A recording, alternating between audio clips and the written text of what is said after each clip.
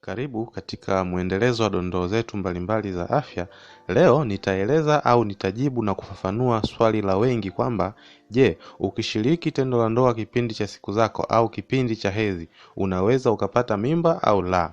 Pamoja na swali hilo, pia nitatoa maelezo kwa watu ambao wameuliza mara nyingi swali kwamba je, ukishiriki tendo la ndoa siku moja au siku mbili kabla ya kuanza siku zako za hedhi, unaweza ukapata mimba au la? Na mwisho nitatoa ufafanuzi kuhusu swali ambalo watu wengi pia wametuuliza kwamba ukishiriki tendo la ndoa siku moja au siku mbili baada ya kuwa umemaliza siku zako za hedhi, je, unaweza ukapata mimba au la? Hayo maswali yote nitayajibu kwa ufasaha kabisa ili watu waweze kupata majibu, lakini pia wajifunze vizuri kuhusu swala hili. Sasa tuanze kwa kuangalia jambo la kwanza au swali la kwanza ambalo watu wameuliza, je, ukishiriki tendo la ndoa kipindi cha hedhi au kipindi ambacho upo katika siku zako, unaweza kupata mimba au la? Jibu la swali hilo ni kwamba kuna uwezekano mdogo sana wa kupata mimba kama utashiriki tendo la ndoa kipindi cha hedhi au kipindi cha siku zako. Lakini kuna uwezekano mkubwa sana wa kuto kupata mimba kama utashiriki tendo la ndoa katika kipindi cha hedhi au kipindi ambacho unakuwa upo katika siku zako.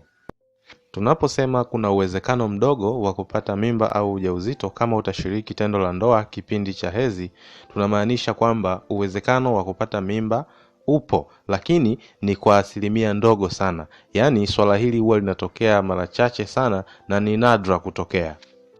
Uwezekano huo wa kupata mimba kipindi cha hedhi upo hasa kwa makundi mawili ya wanawake.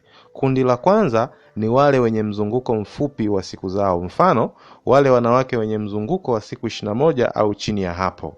Na kundi la pili ni wale wanawake wenye mzunguko ambao huwa unabadilika kila wakati. Hao wana uwezekano mdogo wa kupata mimba kama tu watashiriki tendo la ndoa kipindi cha hedhi au kipindi cha siku zao. Lakini kwa kiasi kikubwa hakuna uwezekano wa kupata mimba kama mwanamke atashiriki tendo la ndoa kipindi cha siku zake au kipindi cha hedhi, kwa sababu kipindi hicho kuta za tumbo la mimba huwa zinaharibika au kubomoka, hivyo haiwezekani mimba ikatungwa na kukua. Sasa nitajibu swali la pili ambalo watu wameuliza kwamba je, ukishiriki tendo la ndoa siku moja au siku mbili kabla ya kuanza siku zako au kabla ya kuanza kupata hedhi, unaweza kupata mimba au la? Nitatumia mfano wa wale watu ambao wana mzunguko wa siku 28 na siku 30. Kwa mzunguko wa siku 28 na siku 30 huwezi kupata mimba kama utashiriki tendo la ndoa siku moja au siku mbili kabla ya kuanza kwa siku zako. Swali la mwisho ambalo pia watu wameuliza ni kwamba je, ukishiriki tendo la ndoa siku moja au siku mbili baada ya kuwa umemaliza siku zako, utapata mimba au la? Jibu ni kwamba kwa wale watu ambao wana mzunguko wa siku 28 au siku 30, kama utashiriki tendo la ndoa siku moja au siku mbili baada ya kuwa umemaliza kupata siku zako, hapo huwezi ukapata ujauzito. Sasa katika kujibu hayo maswali mawili nimetumia mzunguko wa siku 28 na siku 30 kwa sababu watu wengi wapo katika mzunguko wa siku hizo. Kwa hiyo ni vizuri tukaelewa hapo.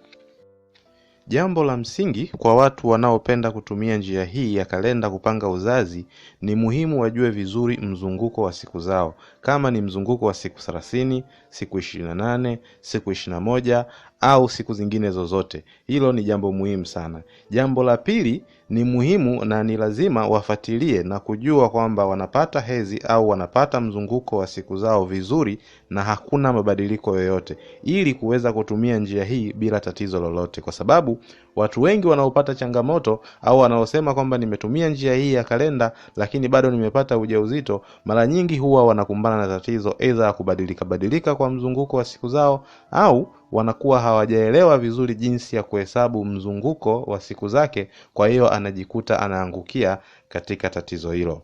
Usikose kufuatilia dondoo na masomo mbalimbali ya afya katika chaneli hii kila siku ili uweze kujifunza mambo mbalimbali ya afya.